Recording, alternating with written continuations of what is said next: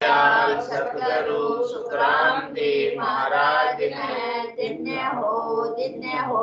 अनंत श्री सतगुरु सुखराम जी महाराज के ज्ञान सत्स्वरूप भगवान ने धन्य हो। केवली भगवत्ता ने धन्य हो। जीवा तारण जहाज ने धन्य हो। मोक्ष के मालिका ने धन्य हो। अनंत कोटि संतान धन्य हो। राम सभा में राम राम साराम राम। शरणो सतगुरु दयाल को मुखे हृदय नाम। नित पद संगत साधु की आजीवन मुक्त सुख राम। अणभे पद पर काश के दायक सतगुरु राम। अनंत कोटि जन सहाय के ताय करूं प्रणाम। सतगुरु को एको सबत मन कोई लेवे मान।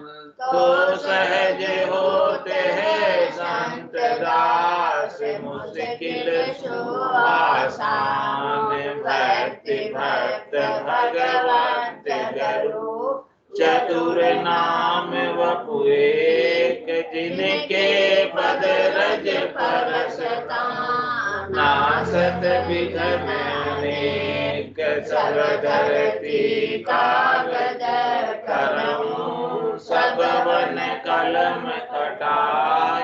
सात समुद्र शाही करऊं सतगुरु गुण लिखा न जाय। राम राम राम राम राम राम राम।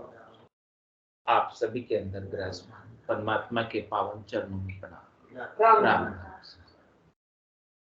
अनंत श्री सतगुरु सुखराम जी महाराज की अनुभवानी हर जस पदरा कानड़ा दस आरंभ हो रहा।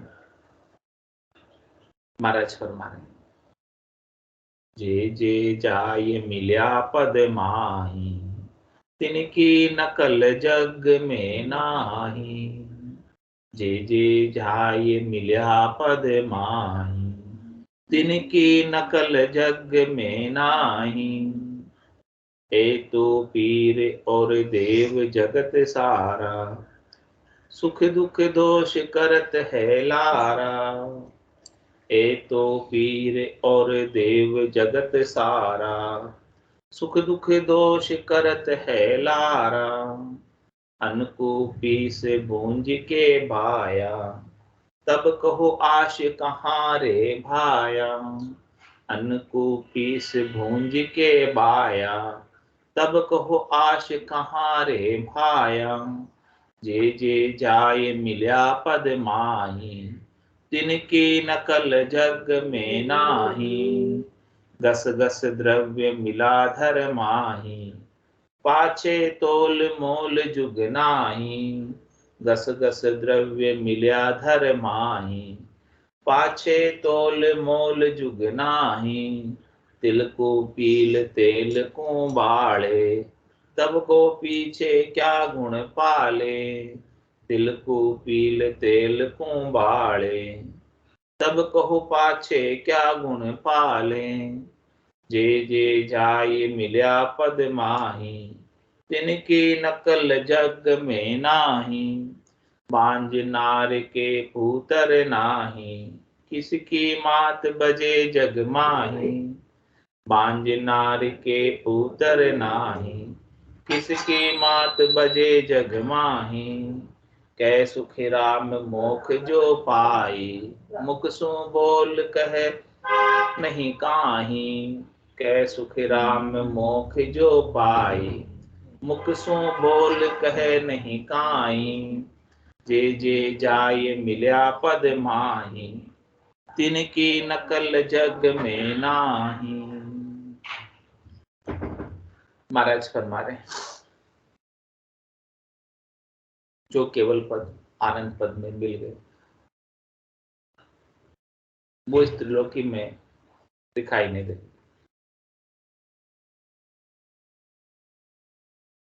और जो आनंद पद केवल पद में नहीं मिले हैं वो इधर ही दिखाई देंगे, इधर ही दिखेंगे, इधर ही काम करते हुए नजर आएंगे। उनकी आत्मा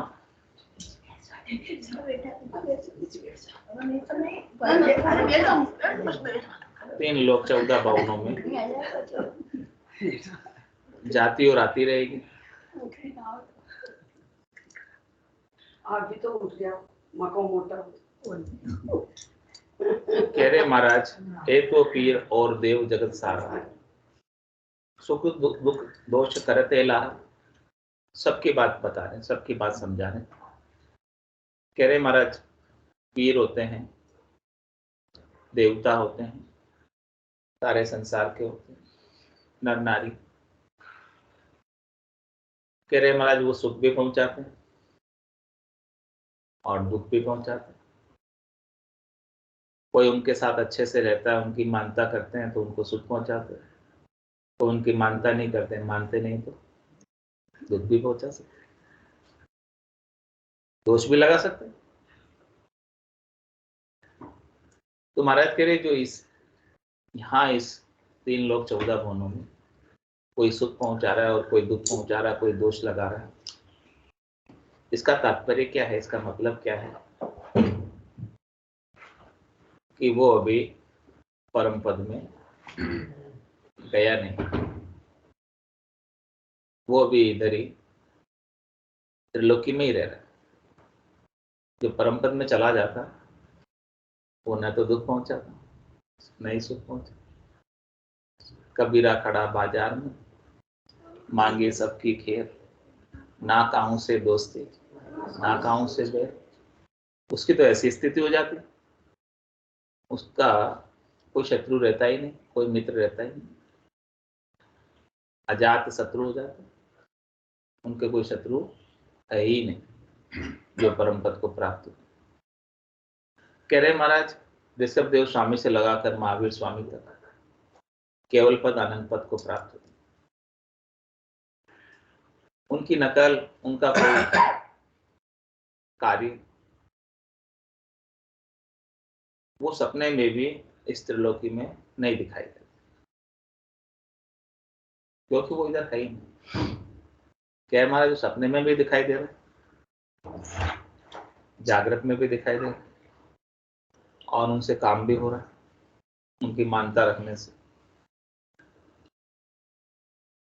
मन में संकल्प करने से, कह देने से काम भी कर देते हैं। तो महाराज करें, काम कब करेंगे? जब इधर होंगे तब करेंगे, जो इधर नहीं है वो कैसे करेंगे? तो इसका तात्पर्य ये हुआ कि उनका मोक्ष नहीं, तभी वो सुख पहुंचा रहे या दुख पहुंचा रहे या दोष लगा रहे। तो महाराज कह रहे हैं कि मोक्ष जिसका प्राप्त हुआ है उसकी स्थिति कैसी हो गई कि अन्न पीस भूंज के बाया। अन्न का कोई दाना है, अक्षत है, जब तक वो अक्षत है तब तक तो वो उगने की संभावना है, क्षमता। और अक्षत को शत विक्षत कर दो, उसको अक्षत को, उसको तोड़ दो, टुकड़ा कर दो उसका, फिर वो उगेगा। या उसको सेक दो, भूंज दो, सेकने के बाद फिर वो उगेगा। कह रहे महाराज, फिर उसके उगने की कोई आशा रह नहीं जाती, यानी उसके वापस से जन्मने की कोई आशा नहीं है। यदि किसी जीव का बीज, जीव का खोज इस प्रकार से भून दिया गया, किसमें? भजन की अग्नि में, ब्रह्म की अग्नि में, जिस जीव का भाव जल गए, जीव भाव सिक गया। अब वो जीव, वो बीज तो बीज ही रहता है, सिकने के बाद वो जीव भले रहे, लेकिन उसके उगने की संभावना अब, वापस जन्मने की संभावना अब नहीं रही, खत्म हो गई। क्योंकि इसका जो जीवपना था, जिसके कारण से उग रहा था, वो सिक गया। किसके कारण से उग रहा था? वो वासना के कारण से उग रहा था। तो कह रहे महाराज, भजन सु वासना जल जाए, उसकी वासना जल गई, जिसके कारण से वो इस संसार में सुख लेने के लिए आ रहा था, जन्म में आ रहा था, शरीर धर रहा था। वो वासना जब जल गई उसकी, यानी वो बीज भुन गया, सिक गया, अब वो वापस शरीर धर के नहीं आए। मोक्ष उसी का होगा जिसकी वासना, इच्छा, चाहना, आशा, तृष्णा, मनोरथ, मनोकामना, संकल्प और विकल्प सब इस प्रकार से जल भुनकर राख हो गए, खाक हो गए, मिट गए, नहीं रहे। वही इस संसार में जन्म धर के वापस नहीं आएगा।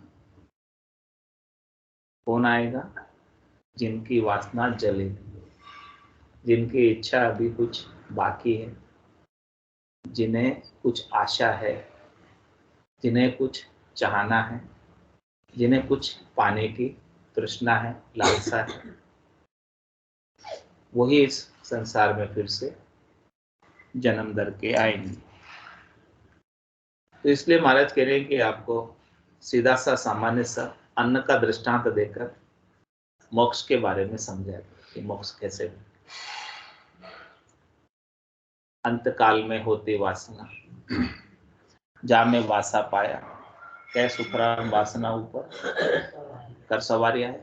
ये जीव क्या करता? वासना के ऊपर सवारी करके अंत मति सो तति। तो अन्न को पीस भूंज के बाया, फिर भले आप कितना ही इसे बो, फिर भले आप इसे कितना ही संसार में रखो, भले कितना ही इसको विषयों का वातावरण मिल जाए, उगने के लिए क्या चाहिए? बीज को उगने के लिए, अंकुर फूटने के लिए क्या चाहिए? वातावरण चाहिए। उचित वातावरण मिलेगा तब जाके उसमें से अंकुर फूटे। तो महाराज कह रहे हैं कि भले उसे फिर कितना ही संसार का संग मिले, विषयों का संग मिले, कितना ही ऐसा वातावरण हो जिसके बीच उसे रहना पड़े, लेकिन जो बीज भुन गया, सिक गया, अब वो वातावरण से उसे कोई फर्क नहीं। यानी कितनी अनुकूलता आ जाए उसके लिए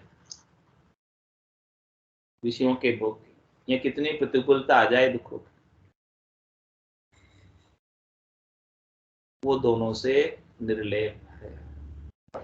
दोनों के अंदर उसकी कोई संभावना नहीं है कि प्रभावित हो जाए। न वो सुख से प्रभावित होगा और न दुख से दुखी होगा।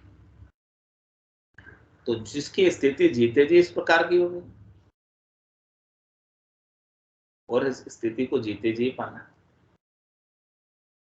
मरने के बाद नहीं होगी ऐसी स्थिति। ये अवस्था जो महाराज उच्च अवस्था को प्राप्त करने की कह रहे हैं, ये अवस्था अभी मनुष्य शरीर से प्राप्त कर सकते हैं। अन्य शरीरों में तो सामर्थ्य नहीं है, शक्ति नहीं है, बुद्धि नहीं है, समझ नहीं है कि अन्य शरीर इसे प्राप्त कर सकते। आप पशुओं को ज्ञान देने जाओ, क्या समझेंगे? मुक्ति किससे होगी? ज्ञान से ही होगी।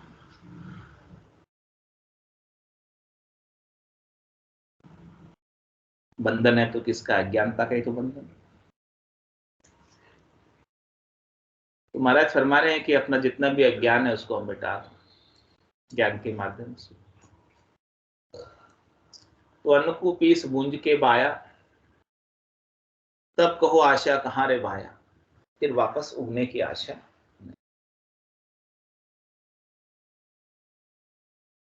और कह रहे आगे और समझा रहे दूसरा दृष्टांत देकर। अन्न का दृष्टांत से महाराज ने समझाया, अब धातु का दृष्टांत देकर समझा रहे कि गस गस द्रव्य मिल्या धर्म आए। कोई धातु है अपने पास, वो घिस घिस कर उसके छोटे छोटे एकदम कण बन गए और मिट्टी में मिल गई। अब धातु का अस्तित्व नहीं रहा, अब वो मिट्टी हो गई धातु। इतने बारीक बारीक बारीक बारीक उसके कण हो गए। अब पीछे तोल मोल जुगना, अब पीछे उसका कोई बेचना चाहे उस धातु को, उसका वजन करना चाहे, वजन करके क्या भाव बिकती है, उसको कोई बेच पाएगा? तो जिस जिसके मिट्टी में मिल गई। इसी प्रकार से महाराज फरमा रहे कि जिसने अपने आप को साधना के माध्यम से अपने आप को घिस दिया, अपना कोई वजूद, अपना कोई अस्तित्व रखा ही नहीं।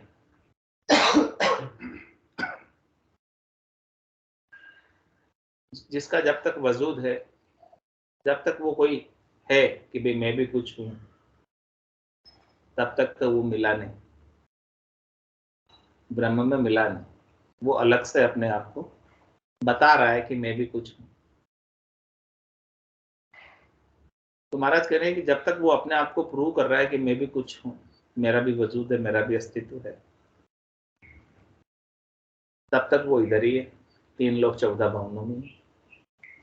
जिसने अपने वजूद को, अस्तित्व को मिटा दिया,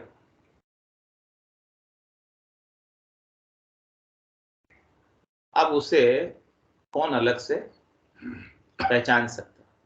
जिसने अपनी पहचान ही मिटा दी, जिसने अपना नाम ही मिटा दिया,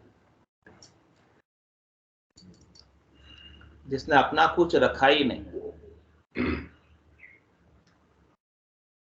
अपना व्यष्टिपना मिटाकर समष्टि में मिल गए। आत्मा था वो अलग से, वो आत्मा मिटाकर परमात्मा में मिल गई। बूंद थी, सागर में मिल गई। बूंद सागर में जब मिलती है, तब उसका बूंद का अस्तित्व रहता है क्या? बूंद जब तक अपने अस्तित्व को बचाए रखती कि मैं भी कोई बूंद हूं, तब तक वो बूंद सागर नहीं बन सकती। जिस दिन वो अपने आप को कहे कि मैं कुछ नहीं हूं, जब जाके वो सागर बन सकती। बूंद का वजूद मिटे बिना सागर नहीं हो सकती। इसीलिए व्यक्ति अपने पर्सनालिटी को मिटाए बिना समष्टि नहीं बन सकता, परमात्मा नहीं बन सकता। लेकिन हर कोई अपनी पर्सनालिटी को डेवलप करने में लगा हुआ, अपने व्यक्तित्व के को ही बचाने में, बढ़ाने में लगा हुआ। महाराज कहने की व्यक्तित्व को मिटाओ तो अस्तित्व को पाओगे, व्यक्तित्व में रहोगे तो अस्तित्व से अलग हो जाओ। अस्तित्व मिलेगा ही नहीं। अस्तित्व है तो किसका है? परमात्मा का। परमात्मा के अलावा और किसी का एग्जिस्टेंस नहीं, अस्तित्व नहीं। लेकिन अपन अपने आप को अलग से स्थापित करना चाहते हैं। अपना गर्व होता है, गुमान होता है, अभिमान होता है। महाराज कह रहे इन सबको मिटाओ। जब तक ये रहेगा तब तक परम मोक्ष में वासा नहीं।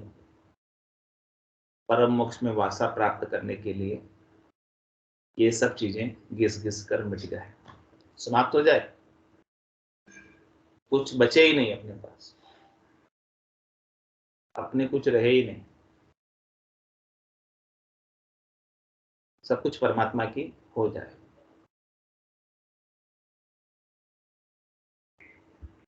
तो फिर आपको मोक्ष में जाने से कोई नहीं रोक सकता, कोई अटका नहीं सकता, कोई पकड़ नहीं सकता। एक्चुअली उन वस्तुओं ने आपको पकड़ा हुआ है, इसीलिए आप पकड़े हो।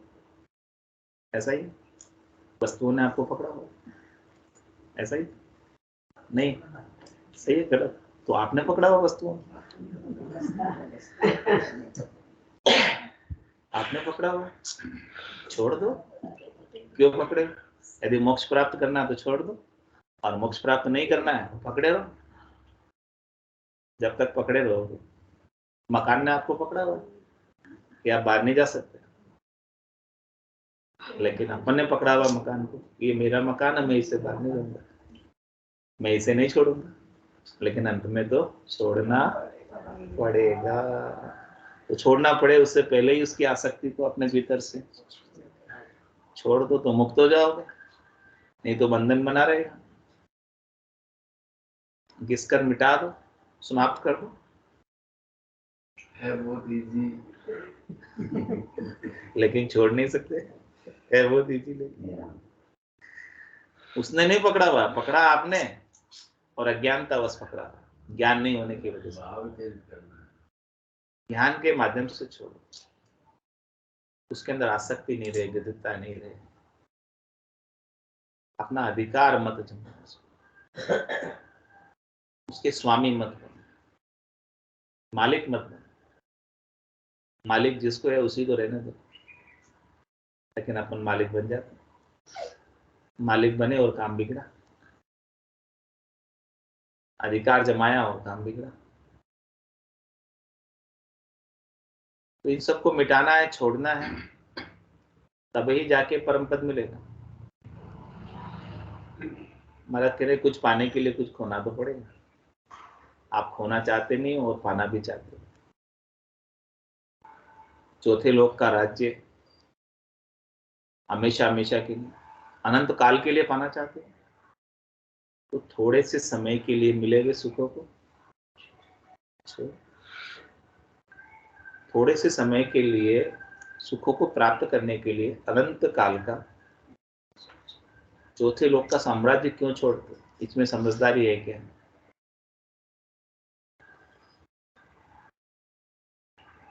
महाराज करे 3 लोक सुभया उदासी, जन अमरलोक का वास।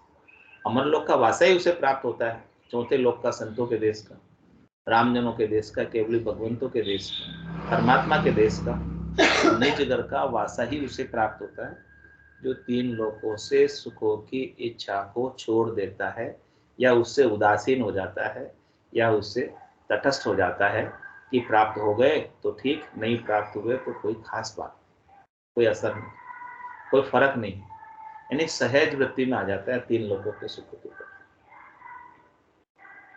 प्राप्त की इच्छा नहीं करता, प्राप्त का तिरस्कार भी नहीं करता, अभिमान भी नहीं करता, इस सबको मिटा देता। ये सब ज्ञान के द्वारा मिटेंगे, नाम के सुमरण से मिटेंगे, निज नाम के अनुभव से मिटेंगे, आनंद की प्राप्ति से मिटेंगे। और आगे महाराज दृष्टांत देकर समझा रहे हैं। पहले अन्न का दृष्टांत दिया, फिर अब धातु का दृष्टांत दिया, और तीसरा दृष्टांत दे रहे हैं महाराज, तिल को पील, तेल को बाड़े, तब को पाछे क्या गुण पाले। तिल को पील दिया, तिल में तेल होता है, उसका तेल निकाल दिया, तिल मतलब उसका सार सार चीज निकाल, और फिर उस तेल को भी जला दिया, कुछ रहा ही नहीं। ऐसी स्थिति महाराज कह रहे अपनी कर लो, कर सकते हो तो बेवकूफ है, इतनी मेहनत करता है, फिरता है, फिर उसको जला देता है, इतना काम कर ही ना, छोड़ते हो, तिल पड़ा लगा देना, प्रक्रिया बिना नहीं होता है ना। महाराज कह रहे कि अभी तो हमारे अंदर बहुत तेल है, बहुत ताकत है, अभी तो हम बहुत लड़ सकते हैं, बहुत मुकाबला कर सकते हैं। इन्होंने तो प्रश्न किया उसका क्या होता है, तिल को जला दो ना, उसके तेल निकालने जरूरत नहीं।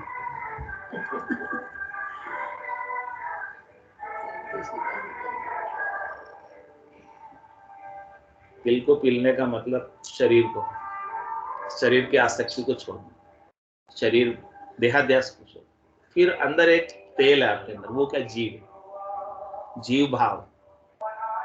फिर जीव भाव को भी छोड़ना है, तेल को बाड़े का मतलब एक एक करके स्टेप बाय स्टेप आगे बढ़ोगे ना, ऐसे एकदम नहीं होता।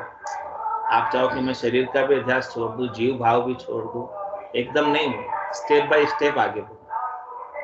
पहले देहाध्यास छूटे, फिर जीव का भाव छूटे कि मैं जीव भी नहीं हूं।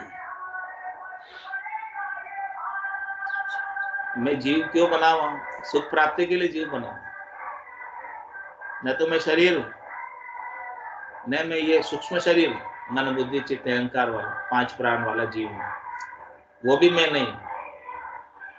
ये तिल को पी लेना हुआ, शरीर को अध्यास छोड़ना, देहाध्यास छोड़ना। फिर तेल को बालना क्या हुआ कि जीव का, मैं जीव भी नहीं, ये तेल भी जला दो। कहने को तो एक टाइम पे कह दिया आपने, बाकी उसकी तो प्रक्रिया है ना, प्रक्रिया से आगे बढ़ो। दिल बनने की प्रक्रिया, उसके बाद तो समय है उसमें बीच में, परिपक्वता का समय आता है जी। तो इसीलिए महाराज कह रहे हैं कि तब वो पाछे क्या गुण पाले, फिर बताओ पीछे क्या बचेगा। आपका शरीर नहीं रहा और आपका जीव भी नहीं रहा, आपका मन भी नहीं रहा।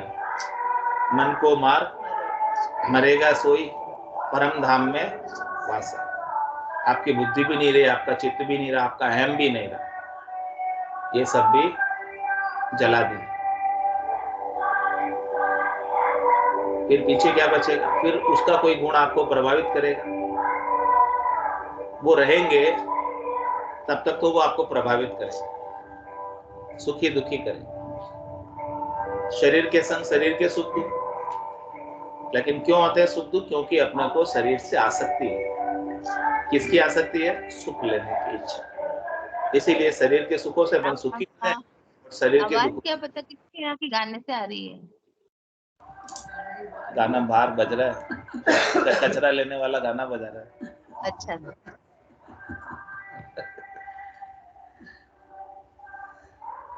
तो कह रहे महाराज तिल को पील तेल को बाले, इस प्रकार से देहाध्यास छोड़ना है, तिल को पी लेना हो गया, और जीव भाव भी अपने को छोड़ना है। जीव भाव में क्या क्या आते हैं? शब्द रूप रस गंध स्पर्श, इनकी आसक्ति 5 विषयों की, काम क्रोध लोभ मोह अहंकार, ये सब जीव भाव में आते हैं। 5 प्रकृति है, चित्त जल पावक गगन समीरा, इनसे भी सुख लेने की इच्छा के कारण ये जीव बना, शरीर धरा इसने। ये सब चीजें इसके जीव बनने के पीछे कारण है। तो ये शुद्ध चेतन आत्मा परमात्मा का अंश है, ईश्वर अंश, जीव अविनाशी, चेतन अमल, सहज सुख रस। ये अविनाशी होने के बाद विनाशी क्यों है तो अविनाशी। इसका जो सच्चा स्वरूप है, वास्तविक स्वरूप है, यथार्थ स्वरूप है, सत स्वरूप है, वो अविनाशी स्वरूप। कह रहे महाराज आपको अविनाशी स्वरूप को प्राप्त हो, आप अविनाशी स्वरूप को प्राप्त हो जाओ तो फिर विनाशी शरीर में नहीं आओ। जब तक आपको अविनाशी का बोध नहीं होगा, जब तक आप अविनाशी को नहीं जानोगे, जब तक आप अविनाशी का अनुभव अपने भीतर नहीं करो, तब तक विनाशी शरीर में जाते और आते। जब तक असली चीज नहीं मिलेगी तब तक नकली के साथ ही खेलते रहे, नकली का ही संग करते, नकली का ही संग किया। तो महाराज कह रहे कि जे जाय मिलिया पद माई, तिनकी नकल जग में ना आए। जो जो पद में जाकर मिल गए, अब वो नकली का संग नहीं करते हैं संसार में आकर, उनकी नकल नहीं है, अब वो असल है, वो असल हो गए, अपने स्वरूप को प्राप्त हो गए, यथार्थ स्वरूप को, वास्तविक स्वरूप को, सत्स्वरूप को प्राप्त हो गए। उनको अपने सच्चे स्वरूप का, आनंद स्वरूप का बोध हो गया, शुद्ध सच्चिदानंद का बोध होगा। बोध किससे होगा? सदगुरु की कृपा से होगा, वैसे ही होगा।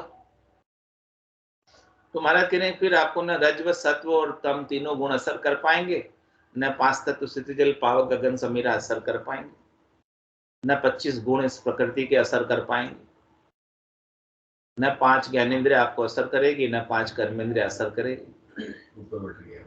इन सब से उपराम हो जाना, इन सब से ऊपर उठ के अपने स्वरूप को प्राप्त, स्वरूप का बोध करना। और आगे महाराज दृष्टांत देकर, अगला दृष्टांत देकर समझ।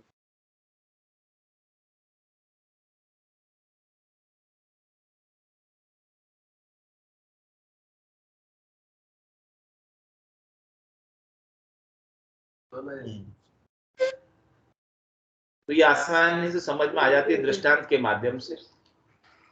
कह रहे बांझ नार के पुत्र नाई, किसकी मात बजे जगमाई। जो बांझ स्त्री होती है उसके पुत्र नहीं होता, तो किसकी माता कहलाएगी? किसी की माता। लेकिन अपन तो किसी के कहलाते हैं। मैं इसका पिता हूं, मैं इसकी माता हूं। क्या है? जो भी संसार के बने रहते हैं, मैं इसका गुरु, मैं इसका शिष्य हूं।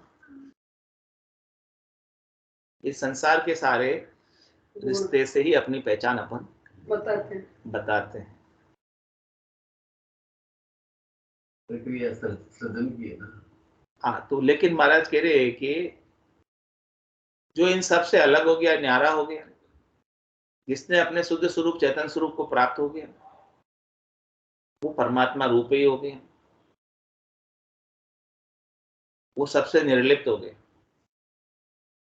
वो सबसे अलग हो गया, न्यारा। वो परमात्मा कैसे है? जिसके न कोई बहन है, न कोई भाई है, न कोई माता है, न कोई पिता है, न कोई पुत्र है उनके, न कोई पुत्री है। वो तो अजन्म है, अजोनी, निरंजन, निराकार है। तो महाराज कह रहे हैं कि आपको भी उसी स्वरूप को प्राप्त करना है।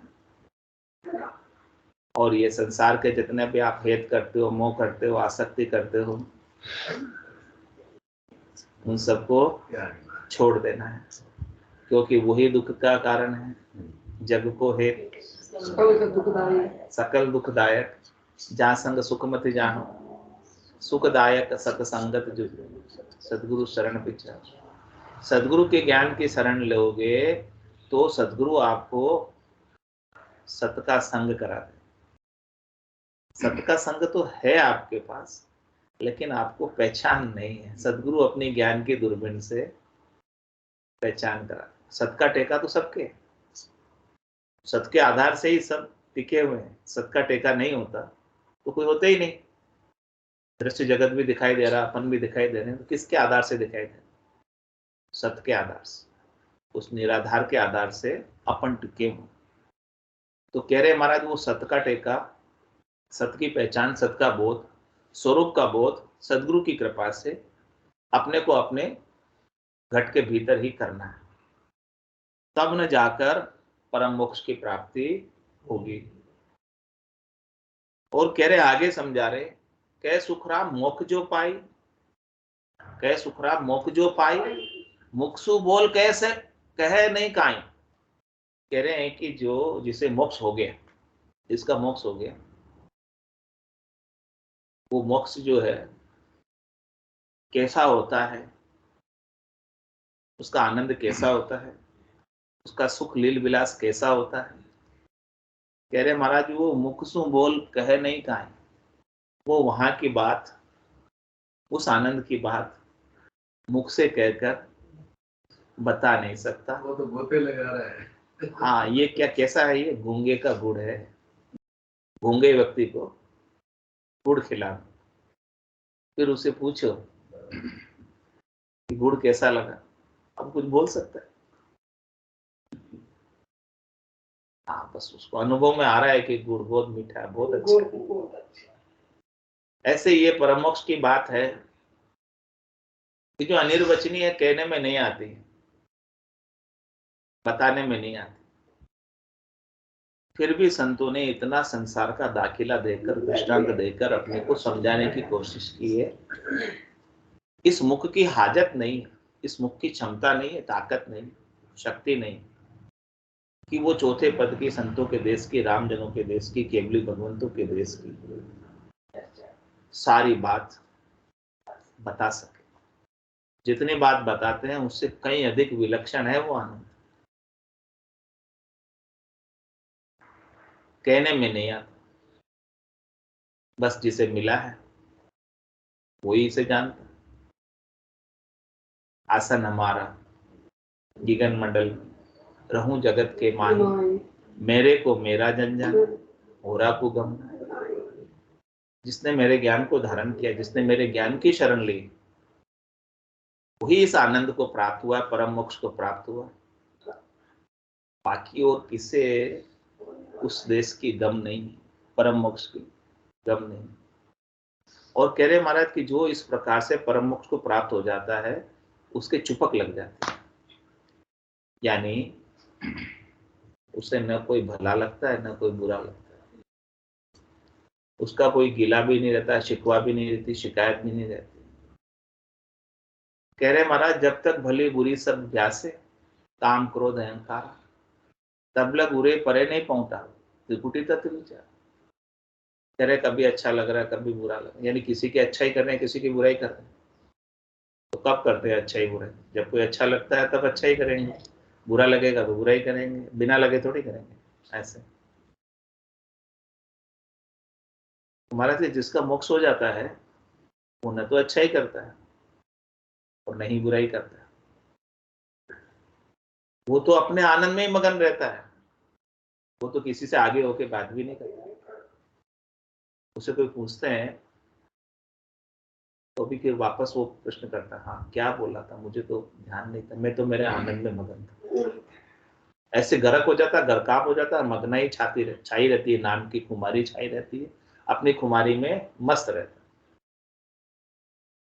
अपनी समाधि में सता समाधि के अंदर लीन रहता है। चेतन की समाधि है, सता समाधि है, दुनियात्मक शब्द के अंदर सुरता लीन रहती, उस शब्द को सुनती रहती और आनंद मनाती रहती। उनके दिन में होली होती है, रात में दिवाली होती है। सदा दिवाली संतदास, 8 पोर आनंद, 8 पोर आनंद में ही रहते हैं जो दिन के मोक्ष। उनके लिए दुख का लेश मात्र भी कोई कारण नहीं होता, हमेशा उत्सव होता है, हमेशा त्योहार होता है। उनको अलग से कोई त्योहार मनाने की खुशी नहीं होती, क्योंकि उनके लिए हर पल त्योहार का है, हर पल उत्सव का है, हर पल आनंद का है। बोलो राम सतगुरु देव जी महाराज, धन्य हो परम दयाल सतगुरु सुखराम जी महाराज के, धन्य हो आनंद श्री सतगुरु सुखराम जी महाराज के ज्ञान सत्स्वरूप भगवान ने, धन्य हो केवली भगवंता ने, धन्य हो जीवा तारण जान ने, धन्य हो मोक्ष के मालिका ने, धन्य हो अनंत कोटि संतान ने, धन्य हो राम सभा में राम राम सा राम राम सा राम राम राम राम राम राम राम सा राम राम सा राम सब संतान है